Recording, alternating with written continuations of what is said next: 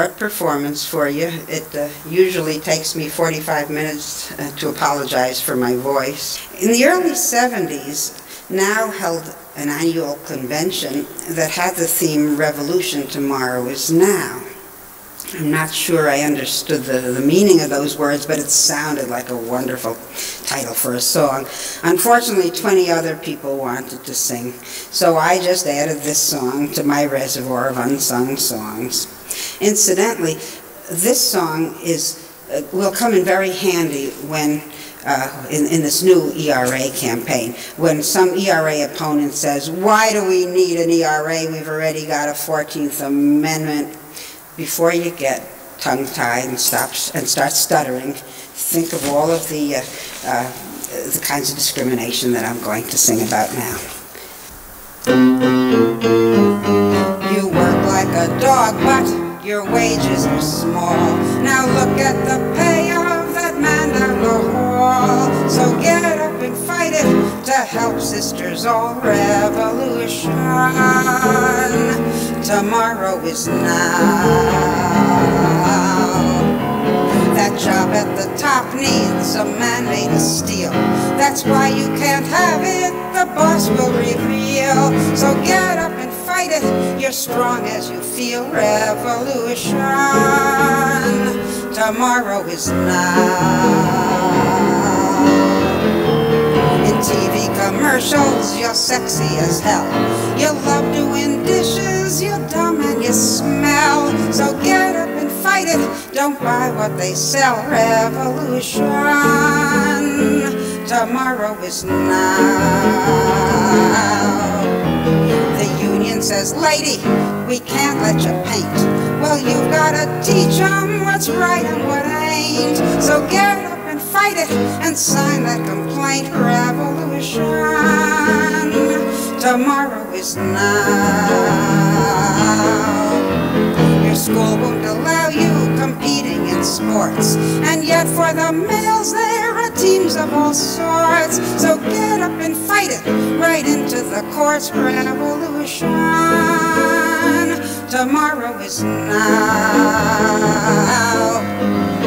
We don't hire women, they're absent a lot. They're helpless and moody, well you know you're not. So get up and fight it with all that you've got. Revolution tomorrow is now. They won't give you credit, you've had a divorce.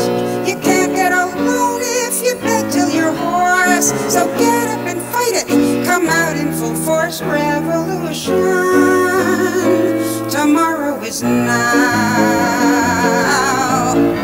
Take care of his children and wash out his stains. Be high on the sex but be low on the brains. So get up and fight it and throw off your chains. Revolution tomorrow is now.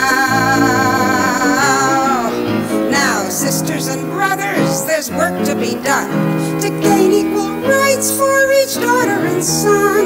So get up and fight it, united as one. Revolution tomorrow is now. Tomorrow is now. Revolution now.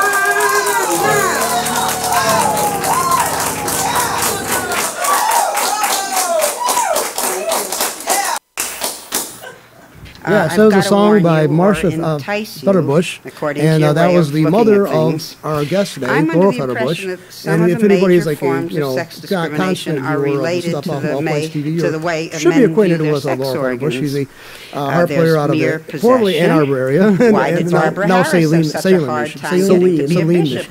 Anyway, that song was done several years ago, right? In the 80s, I think this was recorded, right?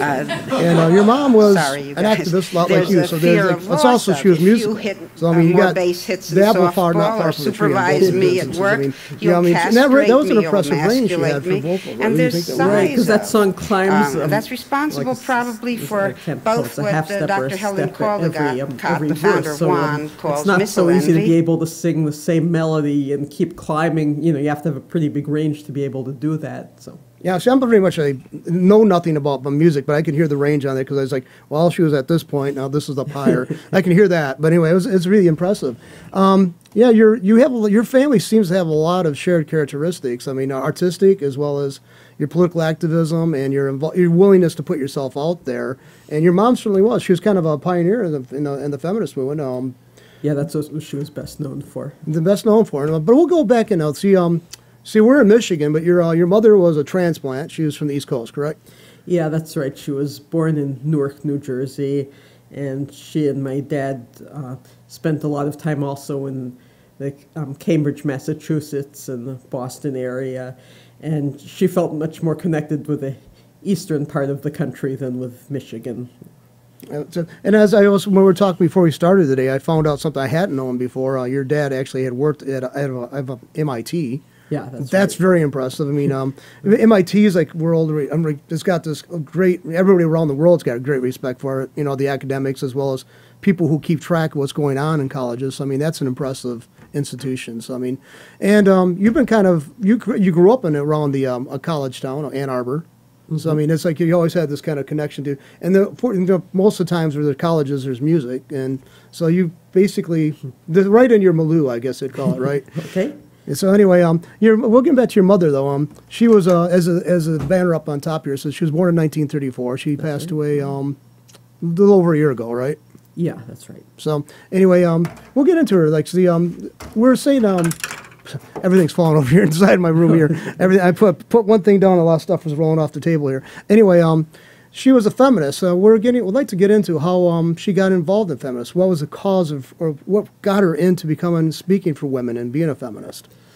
Yeah, I mean, it's hard to say exactly, but it was something from the time she was a kid, from what she told me, that she always just felt like things weren't fair, that the boys got to do all the exciting things and the girls were expected to, stay home and cook and sew. And she had this older brother, he was a year and a half older, that she was sort of competitive with also, so that might have had something to do with it, feeling like she wanted to do all the things he could do.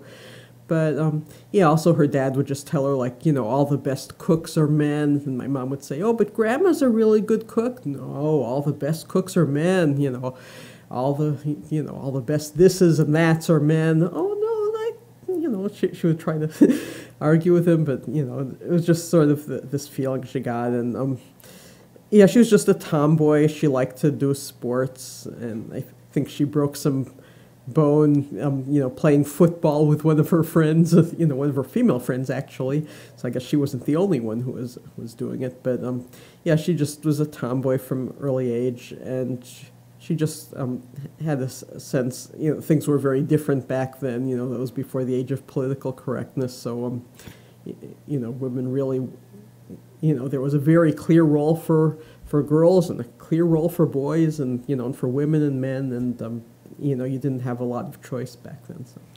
I just recognize it, too. I'm sitting here hearing that. My mother reflected, and she was within the same few years of your mother's age. Mm-hmm.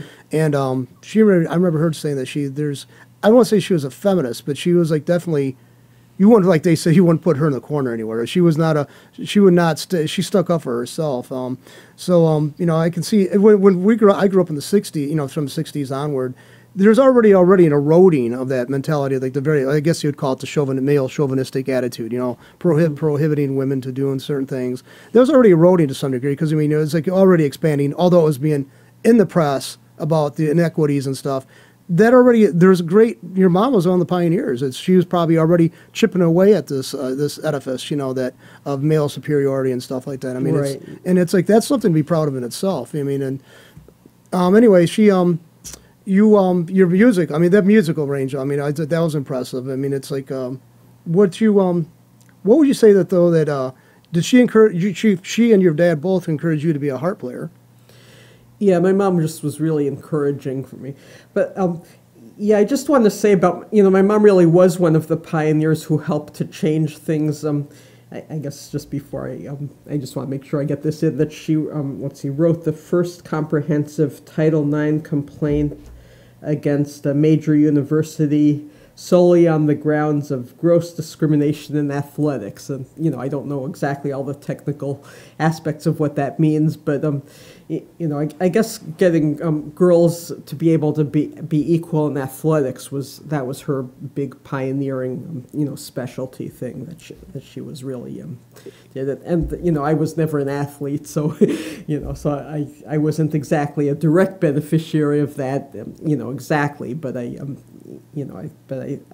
think I inherited her ideas of just girls being able to be strong, and and like you were just saying just now, I played the harp, and she encouraged me, and just being able to think of the harp as a strong instrument, and not just like a prissy little thing only angels play or something like that. So it's like she encouraged me, but I think her advocacy for women in athletics, and even though I sort of followed a different path, I think that really helped me. So the Title IX was in the news a few years ago because most of there's still colleges and universities and high schools that don't seem to give the funding for girls' sports. I mean, I think the example they're using a few years ago is cheerleading.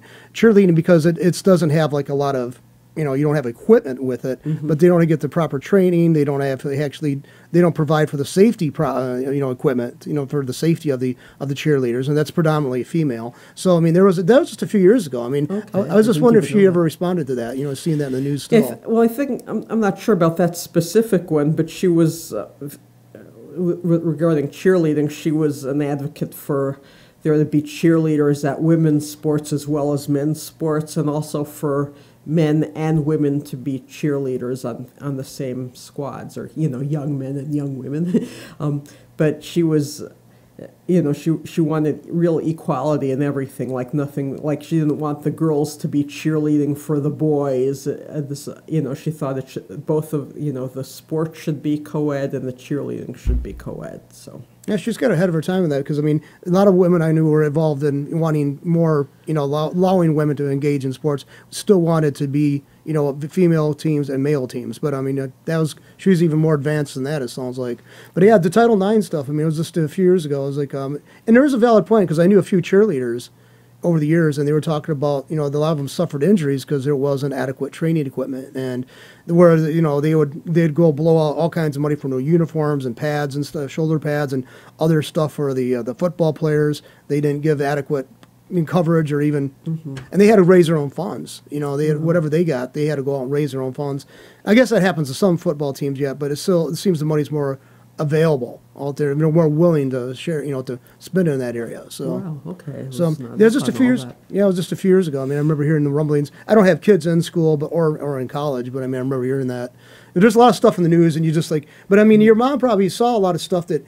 He probably came back up, and it was like, I thought we handled that. I thought we took care of that. Did you ever express any other kind of ideas like that, or? Well,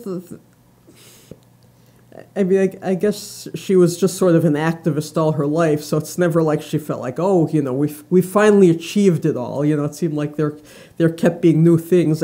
But she was, I guess she also worked in different areas of advocacy in different parts of her life. Like some parts of her life she was more focused on sex discrimination. That was, her big thing. But she also took up for other causes of people she felt were disadvantaged, minority or low-income kids, and she became involved in Palestinian rights at one point, and she took up a lot of different causes, and so I guess that's but she never felt like, we finally achieved it all. But yeah, I think she did talk about how sometimes there was, she would just be so disappointed that there were the same sexist kinds of stereotypes on TV that she had fought against, and you thought you'd put that behind you, and there it is again, and so there's that sense of never being finished. So there'd be a sense of frustration, but also a sense of satisfaction that there's people out there now who are aware that's happening and maybe reacting to it, where it had before very few people would be reacting to it. I mean, very few people. It would go through and be run its course. Nobody would say anything to stop it or to challenge it. So, you know, that awareness. I mean, it should have to take some satisfaction in creating that kind of awareness. Maybe that's something to cling to. I mean, if I was an activist looking back over my life and still seeing a lot what I was trying to fight for not being fully realized, I think I would say at least now there's an awareness that we hadn't been before. So, I mean, that's good in itself. That's true. And it also seemed like a little bit of a different kind of environment when she was fighting for equality and things. It's like nowadays it seems like there's a little bit more of a cliquish thing with, you know, all these sort of very politically correct student groups fighting for things, and you know, which, you know, might be a good thing. And it just seems like a little bit of a different kind of thing. It seems like it's maybe there's a little bit of a bigger movement, but it seemed like it used to be more lone individuals and maybe more sort of, it was just a different kind of activism. It seemed like it was more of these sort of warrior types of women fighting for things, and now it's a little bit more like these sort of college groups, you know, fighting for... I don't know. I think I would take some kind of section too that people felt that was like a galvanizing. They want to galvanize a response to, I mean, something like that more than being the solitary figure. I mean that you know, awareness and also these people willing to network and be connected together to face this thing off or something. That I think that would have to be kind of source of satisfaction. But your mom also had she had different periods in her life where she had different things like careers that she did, like or engaged in different things. Right. Let's see. Well, I don't have all these things memorized, but let's see. She got a master's degree in psychology from New York University. She taught elementary school in New Jersey and Massachusetts, and she also worked in a biology lab at Brandeis. And yeah, as I was, I guess mentioning she got interested in biology after she was actually gravely ill. She had a miscarriage. This was before my brother and I were born. She lost a baby in the 9th month. It was, you know, very, very sad thing. She had a very bad strep infection, and she got some very good medical care. And I don't remember the name of the doctor, but there's a doctor that she credits with saving her life. And so, and my dad also helped nurse her back to health. And in the process of, sort of returning to the world of the living, she became very interested in animals and biology and, you know, like insects and creepy crawly things. And it was just sort of a feeling of coming back to life and noticing the life around her. And at least this is what she told me. It was, as I said, it was before I was born. But and she said that my dad really encouraged her in that, so that was really nice. So your dad, I mean, he's still with us, correct? Yeah. He's a professor emeritus at mathematics at the University of Michigan. He also, he taught at MIT for a while. I think he was in physics at MIT. What he does is actually some mathematical physics, so I guess it's some hybrid of the two. But I didn't inherit his brain for those things, so I don't really understand how all of that works. So there definitely is a strong connection between music and math. I mean, we were talking about this before, and I think it was Huey Lewis. It might be apocryphal, but I mean, I've heard it years ago. Huey Lewis, the singer, the Huey Lewis in the News, he took an SAT or ACT test, and he scored a perfect score on the mathematics portion of it. They were thinking that he cheated on it somehow, so he retook it, scored the same score. And I don't know if you know about his family was also very musically gifted, and it was encouraged. He's a very good musician. Very good. I mean, excellent. You don't hear much of him nowadays, but let's face it, he made his money in the 80s. He can do what he wants now. But no, it's like like I said, when I was really impressed when I was hearing her sing this protest song. There was a lot of some. It wasn't done like a lot of these folk singers I used to hear growing up doing these protest songs. They're lame. They're just like, and this was very musical. I was listening to her range. I was thinking, this was almost something quality for a Broadway show, or production. I mean, it had a great range. It was well thought out. It was very, very intelligently, written. It's just like she never considered herself. Was she ever engaged in professional music? No, she was good enough to be a professional musician. And she had an older brother who was a professional jazz pianist. He was also a doctor, but he also played piano professionally. And both of them were very good at playing by ear. My mom was always too hard on herself. Like if she'd make a mistake, she would feel just terrible about it. So she never had the confidence to be a musician, but she was good enough to be, professional. And she was in a nursing home the last year of her life, but she would still be playing her little keyboard. Well, it wasn't so little; it was a decent-sized keyboard, or sometimes they let her play the piano at the nursing home.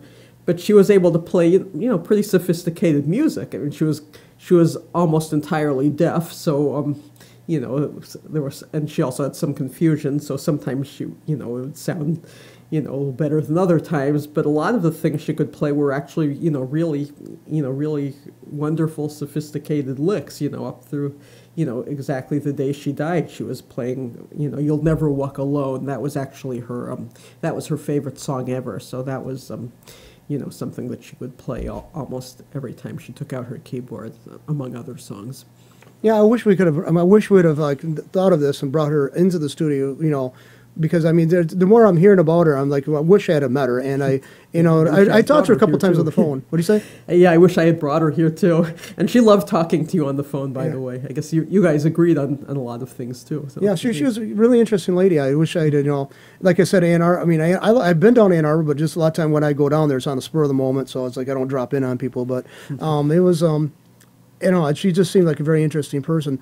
And she's like, I was going to say, though, her reluctance or her overcriticalness of herself and the musical ability, do you think that might have stemmed from, being kind of put up on because she was a female and she didn't value her own, even though she protested again, maybe she still kind of bought into? Actually, that's a really good observation because, on the one hand, people often think of her as this real, forceful, Amazon type of warrior woman, but she was also, the way she had that in her, but she was also in a lot of ways sort of, really, kind of insecure and, not having much sense of an ego at all, letting people walk all over her and not standing up for herself. So she was kind of an interesting, paradox of, very strong in some ways and then, very weak in other ways. Well, I guess we all have our strengths and weaknesses, but, it was very, very noticeable with her.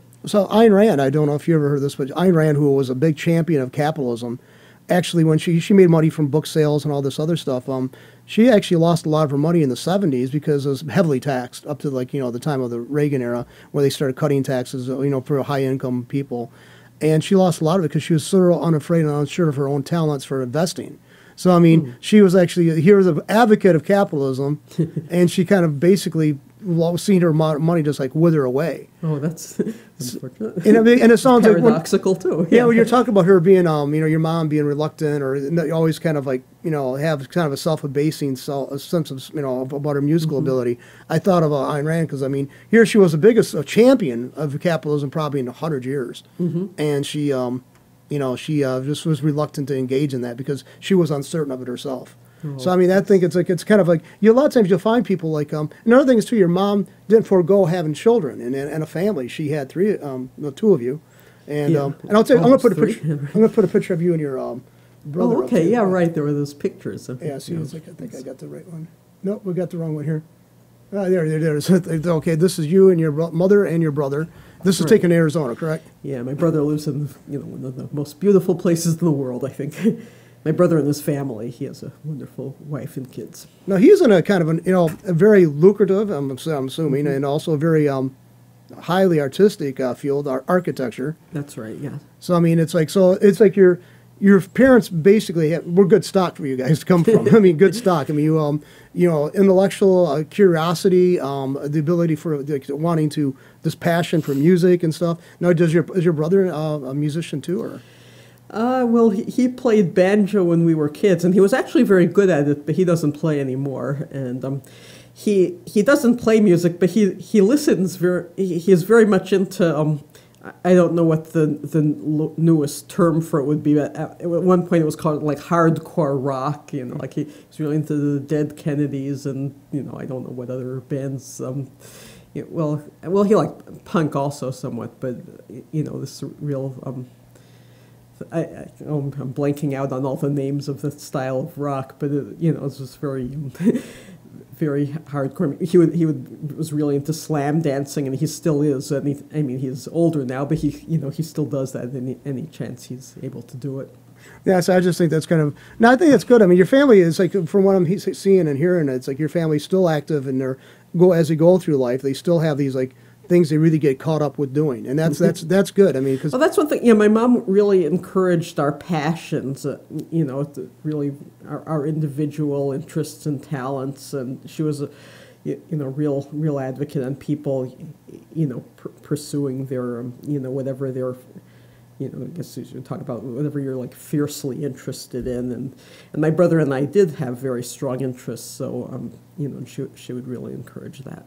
Yeah, that's because I think that's a good. A lot of times, the parents uncertain of themselves when they have children, they don't let that uncertainty of themselves, try to put limits on their children. I think that's right. She embodied that. She was like, she was a good parent. I mean, that's wonderful. Very nurturing, very compassionate, from what it sounds like. Mm-hmm. Now, I just now like your brother's family, does kids play music or into music or? Well, they're both very talented. And I'm thinking, was it high school or junior high or both? They played wind instruments. I think one played clarinet, one played flute.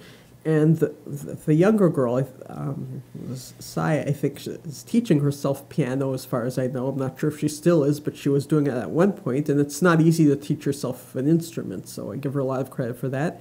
And Maya was also very talented in music. I'm not sure if she's pursuing that at the moment, though.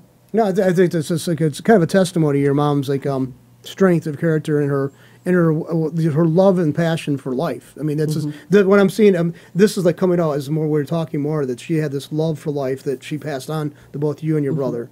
And I mean, that's a gift that you can have money. And I've known a lot of rich families who basically just taught their kids how to be involved in the rat race, and they didn't learn anything. They were terrible human beings. A lot of times after this, where this Yeah, I don't think you have lacked materially, but I mean, I just think this what you give you and your brother is outstrips any kind of material things that she could have given you. I mean, right. And I really think that. And I mean, it's like also playing the harp that you do. You play a large harp. If anybody's seen the shows, you have to be a strong-willed and a strong-backed individual to bring that in. And actually, I wasn't into athletics, but I should mention I was at one point when I was in college.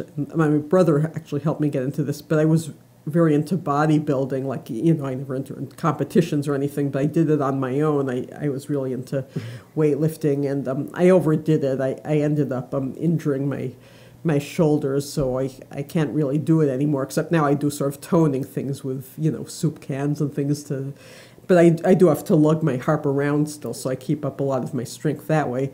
But I did get some pretty big muscles for a woman, and I still have a lot of that strength. So I think that my mom really encouraged that, and that's helped me a lot. Because that's a big instrument, folks. If you ever go back and watch some of the past shows, you can see what let's face it, you have to be a strong physical person to carry that around. Right, yeah. I mean, it's like you weren't learning how to play the flute, carrying a little bag. You had to go for the big thing, Yeah, that's right. They're probably the biggest instrument out there, except for maybe for a sousaphone. I mean, yeah, right. And some women might have like a boyfriend or a husband who will help them do all that, but I don't. So I got to do it myself. And I have a dolly I wheel it on and things, but you still have to do a lot of lifting, and I have to carry my stool and music stand. So you have to be have a decent amount of physical strength, or you develop it from doing all that too. So.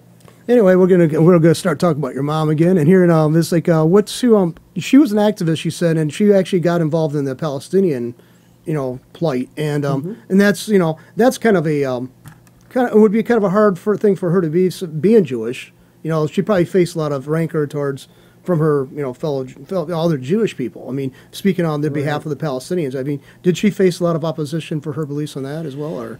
Yeah, well, she this was a kind of controversial thing. She and I both became involved in this group called Jewish Witnesses for Peace and Friends that was doing a weekly protest outside of the synagogue in Ann Arbor, and on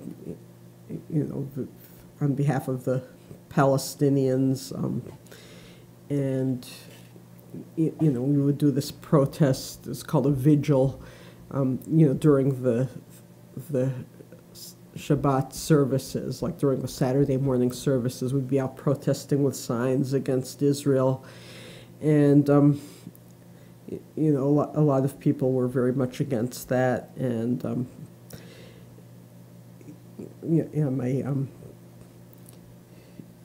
I was pressured to drop out of it, and eventually I did. My dad and stepmom encouraged me to drop out of it, and I did at first just to please them. But once I dropped out of it, I started seeing it as really, what I consider it now, which is a real hate group, and I think it's anti-Semitic. But my mother stayed in that group, and up until the time when she had to be, hospitalized in a nursing home. So that was very much a part of her. But, regardless of whether or not you agree with that tactic, that it was sort of that was a carryover from, her concern about fairness and equality. And she didn't think the Palestinians were being treated well. So that was, And I think that was another thing from, in her childhood, thinking that things weren't fair. And I think probably a lot of it was related, maybe she associated that sense of unfairness with her Jewish upbringing in some way, and again, I don't know how, because I wasn't there. But I think, probably to her, Judaism might have in some way become linked to just this general sense of unfairness that she felt, and so maybe that made it easy for her to see the Jews as being the oppressors and the Palestinians being the victims. And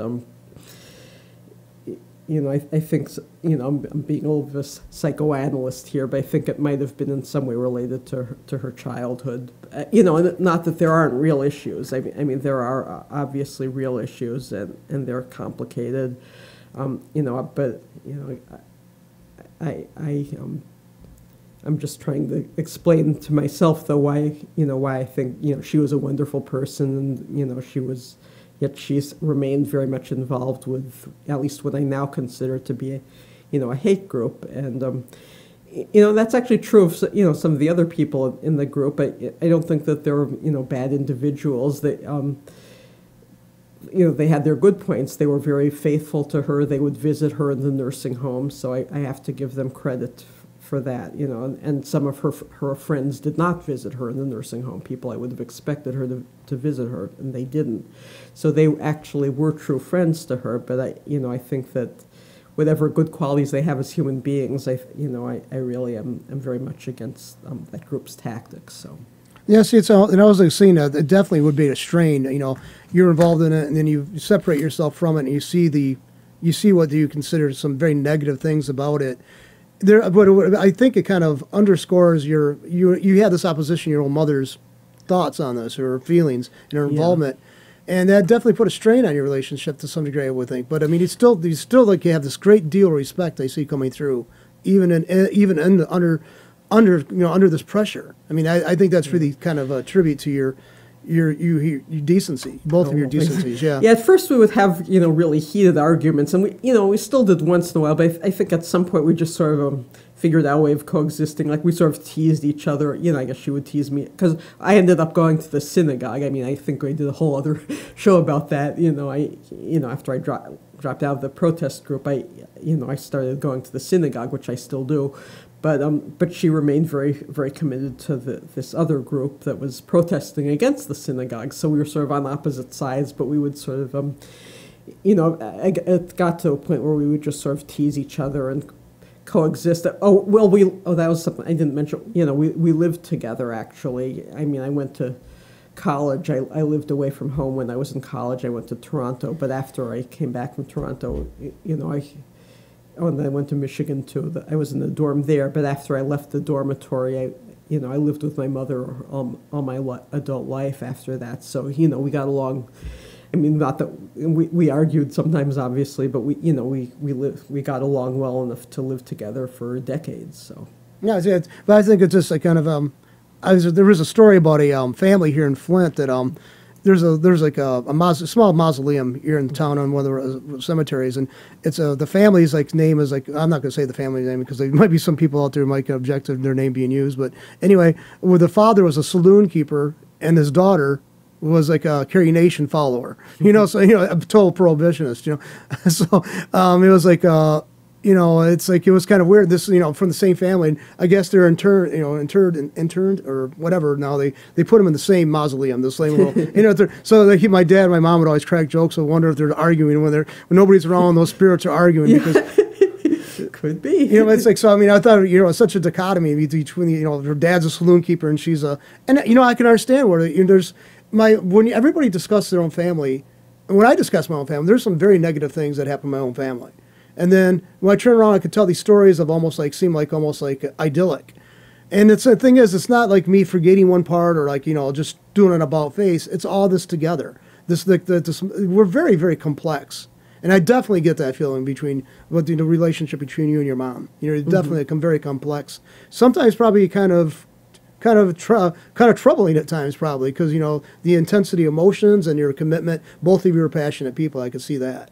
So I mean, it would be, but it's interesting. There's something that kind of woven through that pulled you still together. It kept you guys together. You two together. You still had this love and fondness for each other, even though you had these definite poles apart in your beliefs. I mean, that's just. I'm always intrigued by that kind of dynamic. I'm always intrigued by it because I mean we're not just like one faceted people. If we are, we're pretty boring. That's right. I guess there's one other thing. I'm not sure. It's something you said. I guess I should bring up because all the Me Too movement and everything. That my mom actually was an abuse survivor. One of her relatives did sexually abuse her, and I think that's another reason why she, I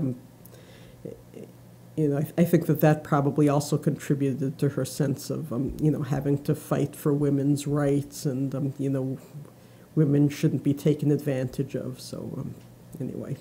No, I can see that. I mean, it's like a lot of times you get some people who are so visceral in the response to things. You have to step back and say, if you're on the opposite side, especially, you're like, well, why are they feeling this way? And then when you start to get to know the individual and they reveal that or they discuss this, it's like it just clicks. The pieces fall into place. Because I mean, it's really strange for somebody just to wake up and pick up a banner for any cause. There has to be a personal investment, or a personal.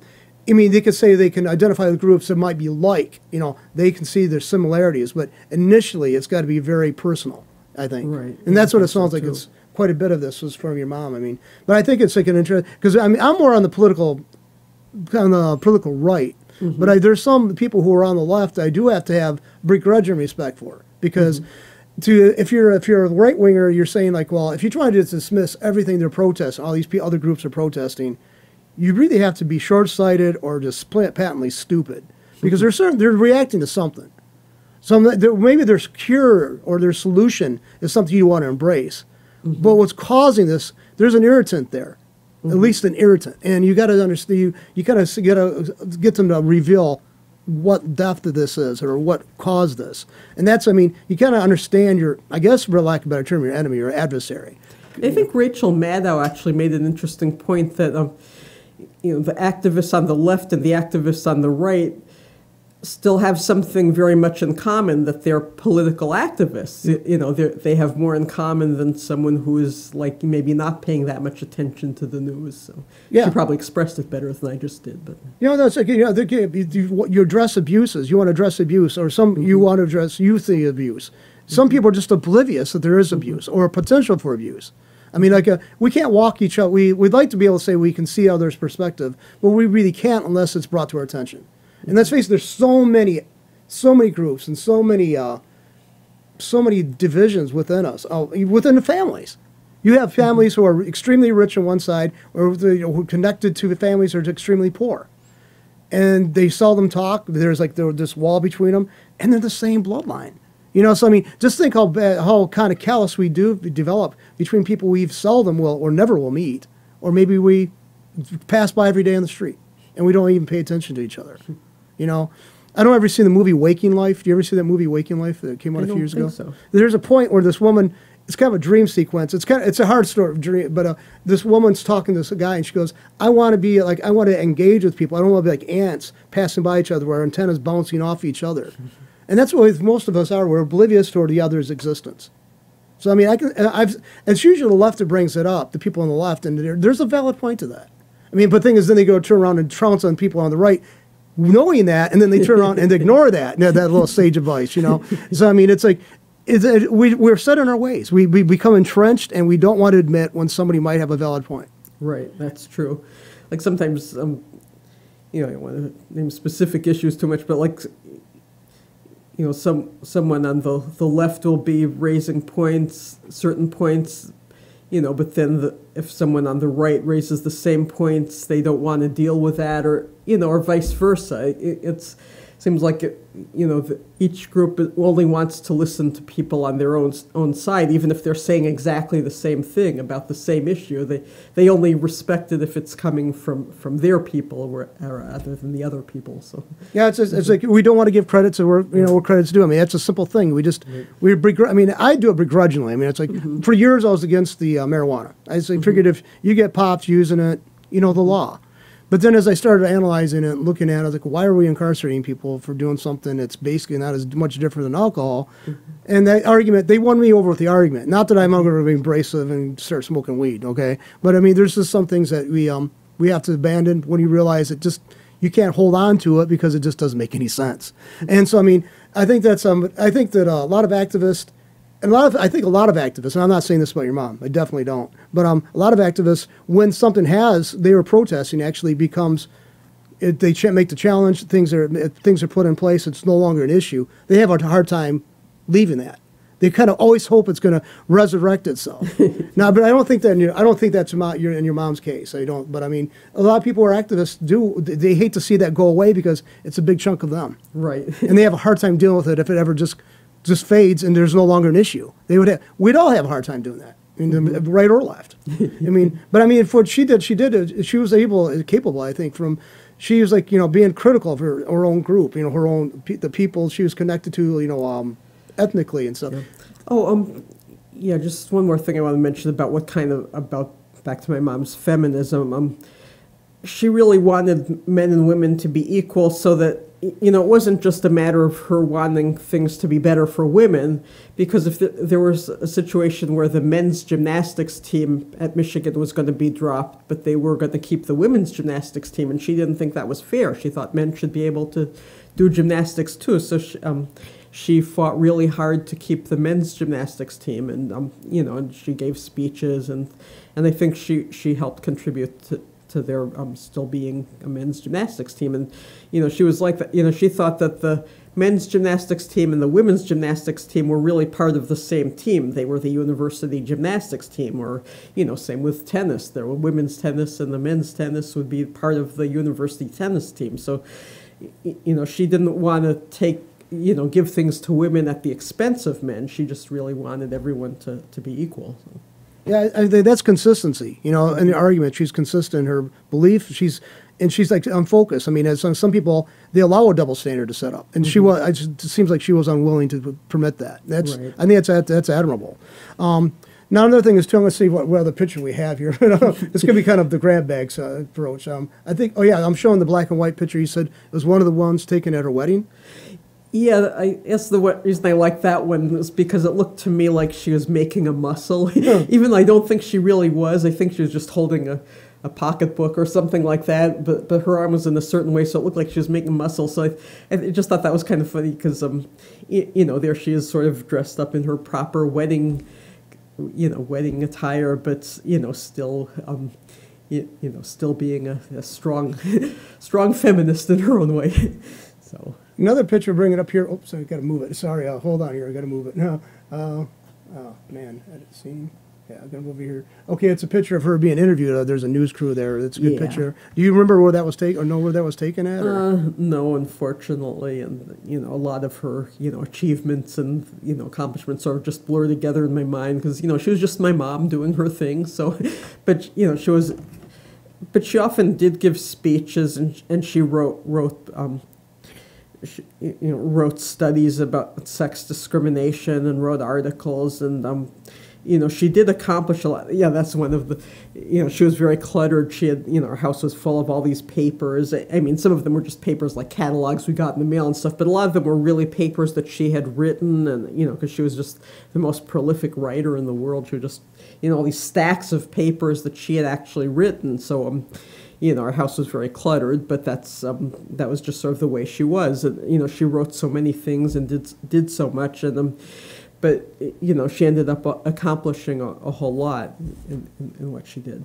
Yeah, because I remember one time they were talking about Isaac Bashevis Singer's office, and they showed a picture of it. It was basically looks like my house. I mean, papers everywhere, books everywhere. And he said my office is cluttered, which is very understated, okay? Yeah, it's I'm the same way. I inherited that from my mom too. But he said, like, well, see, the thing is, he said, I have no problem with chaos, because chaos is like, the creation was created, the world was created out of chaos. I like that. And he said, like, what I like about it, he said, I'm looking for something one day, I don't find it, I find it 3 months later. Yeah. It just reemerges. He goes, it gives me the sense of, like, something supernatural is at work. Oh, okay. Yeah. So, and it's like, I think that's kind of pleasant too, because, it's also a good justification for being messy, but anyway, and I am like that myself. But it's like, they always said, cleanliness is next to godliness. Somebody would think I was a raving atheist if he looked at my house. But the thing is, I could find stuff in it. And somebody else, they couldn't. But my sister's always amazed with that. It's like, she goes, you ask for, she either talk about a book. She goes, you go back home and she goes, you can walk back 5 minutes later and got it. And she goes, I wouldn't even know how to begin to look in your house to find that book. But I do. I had stacks. So, and your mom was like that too, though. Right. So yeah. They say creative people are, and maybe I'm placing myself grandiosely in that category, but creative people are kind of messy. Right. Because I like to think so. See, we could say, hey, we're slobs, but because we're artists, you don't understand. Right. Yeah. I never understood neatniks. I never did. It was like you're tough fuss budgety, man. But I'd like that. From what I see here, by the way, on there it says Northland 9 Mile building. I think it must be done by the Detroit area. So that's what I'm thinking. So but there's other 9 miles, I'm sure, across the world. So I guess there is. I guess but that's what I'm guessing. It's probably a Detroit area event she was at. Right. Yeah. She she did gave a lot of speeches before groups and boards and committees, and so I guess it was in relation to one of her big things, and unfortunately, like I said, it all sort of blurs together. But that was just my mom being herself and doing her thing. So. And it's like, now, did you, growing up as a kid, did you ever just wish your mom would just be a mom and not be so involved? Yeah, I was not the most encouraging kid for there are kids who just really are really, I guess I would say, very unselfish and just encourage their parents in whatever they do. But I didn't like it when my mom went to meetings. I thought she should be home with us. I would really whine and cry and want her to be home with us. But I think it was when I was in junior high I got a little bit more of an understanding of her and sense of her individuality, because I was starting to have some of my own life and my own interests and a sense of the things I wanted to do all by myself. I was becoming more of an independent person. So then at that stage, I started, I think, empathizing with her a little more and realizing that she had things that she personally had to do. But yeah, as a little kid, she would often drag me and my brother to meetings or stay out late at her own meetings. And I didn't like that. And I didn't, I wanted her to, but she also did a lot with us. She was, in addition to all the things she did, she would take my brother and me to all kinds of, like horse shows and dog shows and all kinds of fun excursions, take us to eat at the restaurant at the top of the Renaissance Center and, just all kinds of fun, spontaneous things. So, she gave us a lot of attention, but I always wanted more attention, so.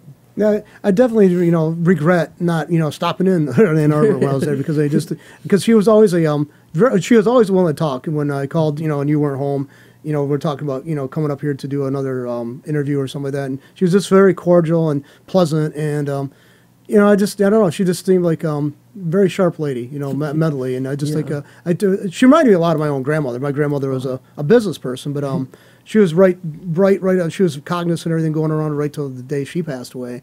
So another thing, I'm going to show this fifth picture, and I think this is the one where she's playing. She's playing the keyboard. Right. Yeah, she's standing up there playing the keyboard. And do you know how many years ago that was taken, or roughly? Or no, I don't. Yeah, maybe 10 or 15 or 20. Not sure. But I mean, I was impressed by that song. I really was, because I mean, it was a protest song. I mean, did she actually write that down? Where you have like a copy of that? That. I think she wrote the words down somewhere. She wrote a lot of her songs out. That's one song on.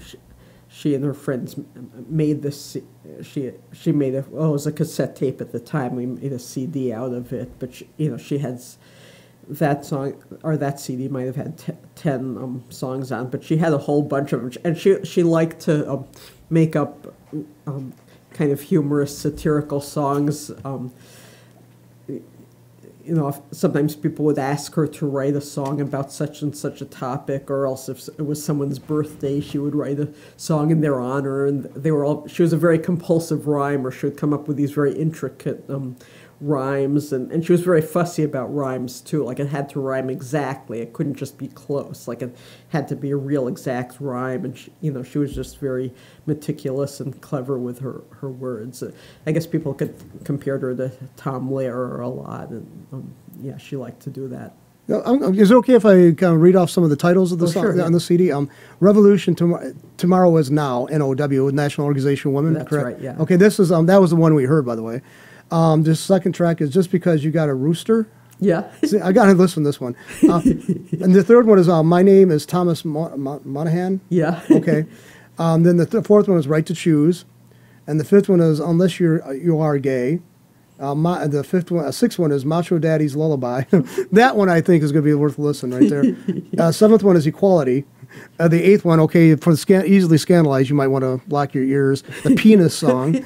9 is Average Superintendent, and that I would like to hear the backstory on that at some point. The 10th one is My Dear Papa Pope. Okay, let's face it, the Catholic Church is in the hot seat currently. Right, yes. So, the 11th track is A Black Woman, White Man, and then the 12th one is Father Barry, and then tell them the 13th one and the final one is Tell Them to Pass the ERA. Right. So, I mean, now this is like, is this available for people to get somewhere, or? Well, they can contact me. It's not like widely available right now. I mean, maybe at some point it will be, but. Yeah, that might be an interesting. That might be an interesting to put out there. I mean, right, yeah. She does sound like a very witty person. I mean, I definitely haven't. I just played that first track. I thought it'd be a good one to open up our conversation with, and but I just think some of these titles are intriguing enough to actually want to listen to. Anyway, she's like, this is interesting. I just think she was like an interesting, I don't want to say character, but she was a flesh and blood person, but she just definitely had a personality that would be kind of probably enraging at times because, let's face it, I mean, I could probably make a killer out of Gandhi, okay, myself, because I tick people off. So, I mean, I admit that about myself. I got some things I say that I unintentionally that ticks people off. And if you're a thinking person, a lot of times you're going to be in opposition to almost nearly everyone around you. Right. And I think that's what it sounds like. She probably ruffled some feathers, to put it politely, right? Oh, yeah. Yeah. And she liked to ruffle feathers, too. She was a little bit of a provocateur. But a sweet one. I mean, she a very sweet person, but she also liked to provoke. So. She just liked, she was like a hedgehog. She was kind of cute, but you just don't want to. You just want to pick. You can't pick her up. Yeah. Right. Yeah. That's I guess that's somebody said about somebody else one time. They're like a porcupine or a hedgehog. You like to pick them up. They look kind of cute, but you just can't pick them up. But and I think that's kind of interesting. I mean, she definitely sounds like a person that would be a great dinner guest. Especially on a conversation, and I can understand why you certainly probably are missing her. I guess I feel like I guess, well, I'm sort of a spiritualist too, but I believe that she's still here, just in a different way. So that's my attitude, that she's not really gone. So. Well, it was like, well, as long as you remember, you know, the ancients said that as long as somebody is alive that remembers you, you still have a sense of immortality. Right. And you definitely, and I hope by this little tribute we've done today, I mean, kind of contributes to that. I mean, you know, it's going to be out on internet land, and God knows how long it'll be out there, and who could pick up on it and listen to it. Somebody might be encouraged by it. Some people might be enraged by it. You know, you put it out there. It's basically like spaghetti. You throw it out there, and you hope whatever sticks, sticks. And it's like, I think she was like, but I definitely think that you definitely could tell that you have this deep, abiding respect and admiration for her, even though you're at odds with her at times. Right. I think that's kind of a... Yeah, that was, you know, I mentioned one issue, but there were any number of issues that we sometimes would spar on. But I think that's a kind of a... If it was like you're always benevolent, I mean, if it was always like cheery feelings, you'd wonder sometimes it's like just one-dimensional. And that definitely sounds like she was a multi-dimensional person. You as well, you know, as being the same way. So, but anyway, I'd like to say that...